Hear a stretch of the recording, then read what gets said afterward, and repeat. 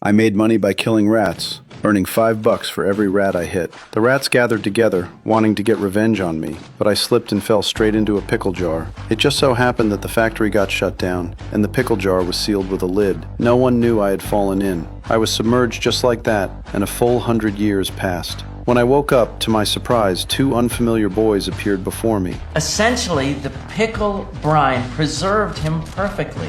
It's been 100 years, but he hasn't aged a day. The scientists explained that I survived for 100 years because of the brine I was soaked in. Although I lived for 100 years, I wasn't happy at all, because my wife had been dead for 80 years. I got so mad that I punched the scientist right in the face. The next day, the scientist gave me some good news. I had a great-grandson named Glenn. This grandson was the same age as me, and even looked just like me. I hugged Glenn excitedly, but when I walked out the door, outside was bustling with traffic and towering skyscrapers. I even got into a fight with a taxi. Modern society was something I couldn't adjust to right away. Glenn took me back to his place and explained the technology of this era to me. Glenn then showed me the family photo album. Looking at my wife and children, I was overwhelmed with emotions. I decided to visit the cemetery, but when I got there, I found that it had turned into a garbage dump. Sludge from a billboard had even dripped onto my wife's tombstone. I felt terrible inside. Just then, some workers showed up to change the billboard. I told the workers to tear down the billboard.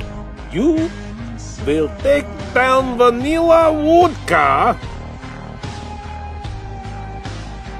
or I will do violence. I got into a fight with the workers and even accidentally hit Glenn. Glenn and I both got arrested and taken to the police station. Glenn spent all his savings to bail us out. Back home, I still wanted to tear down that billboard. We must purchase billboard from Cossack. First off, the Cossacks don't own it. Second off, it's owned by some giant billboard company. It costs $200,000. Then we buy from giant company and then we cut down billboard. Why are you being so difficult about this? I can't afford it! I swore I would buy that billboard. With that, I stormed off.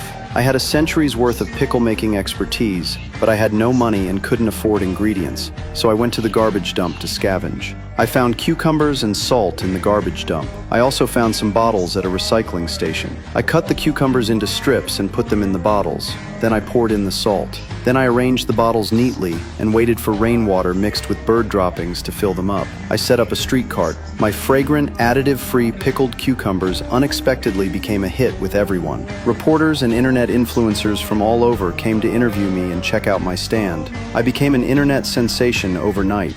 Ben Greenbaum, you see me now on your television box.